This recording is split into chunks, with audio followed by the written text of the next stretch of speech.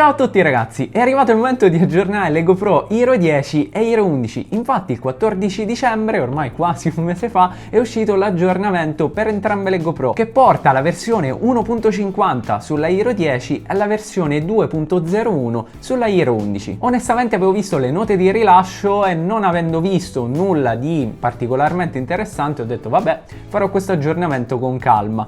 Ma poi facendo qualche ricerca ho scoperto che c'è una nuova funzionalità per la Hero 11 che è fantastica e non è stata menzionata appunto nelle note di rilascio. Ma prima di tutto partiamo dall'aggiornamento della Hero 10. Come sempre per farlo dovremo collegare la GoPro all'applicazione e poi seguire la procedura guidata. Se volete vedere la procedura completa potete cliccare sul video qui sopra a destra o comunque lo trovate in descrizione. Una volta aggiornata vedremo nelle info della GoPro che la versione adesso è la 1.50. Dando un'occhiata al changelog che troviamo anche sul sito GoPro oltre che sull'app, vediamo come nuove funzionalità sono state aggiunte la modalità Quick Capture per The Remote e per Volta. La funzione Quick Capture è quella che vi permette di registrare direttamente un video anche da GoPro spenta. Quindi una volta abilitata basterà cliccare sul pulsantino di registrazione, la GoPro si accenderà, registrerà un video e quando cliccheremo qui sopra la registrazione si interromperà e la GoPro si spegnerà.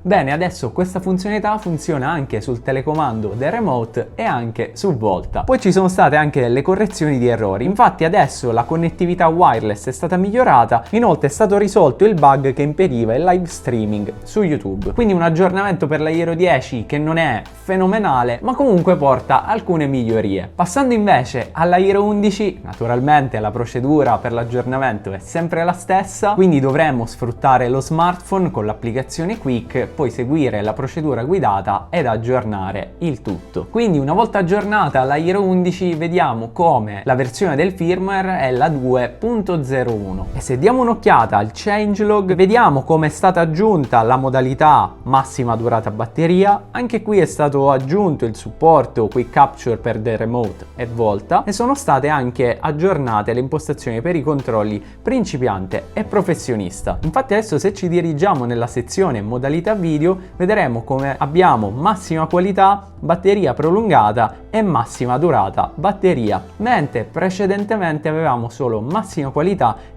e batteria prolungata. Naturalmente vi consiglio sempre di lasciare la modalità massima qualità perché appunto non ci impedirà di selezionare alcune impostazioni e saremo noi a decidere se disattivare o meno qualcosa, mentre con le altre modalità saremo molto più limitati. L'impostazione Quick Capture è la stessa di cui abbiamo parlato poco fa per la Hero 10 e poi sono state aggiornate le impostazioni per i controlli principiante e professionista. Onestamente però dando una rapida occhiata non ho visto differenze, ma anche qui ragazzi usate sempre la modalità controlli professionista perché altrimenti in modalità principiante saremo super limitati e non avrà avuto senso acquistare la Hero 11. Successivamente vediamo la correzione di bug, ad esempio il primo impediva il caricamento sul cloud di avviarsi automaticamente, è stato corretto il bug che causava la visualizzazione dell'indicatore di carica errato durante la ricarica, è stato corretto anche il bug che causava distorsioni dei colori Star Trail e sono stati anche corretti altri bug che non vengono menzionati. Infine viene riportato un miglioramento generale dell'interfaccia utente e delle prestazioni. Ma ragazzi, la funzionalità più importante non è stata menzionata.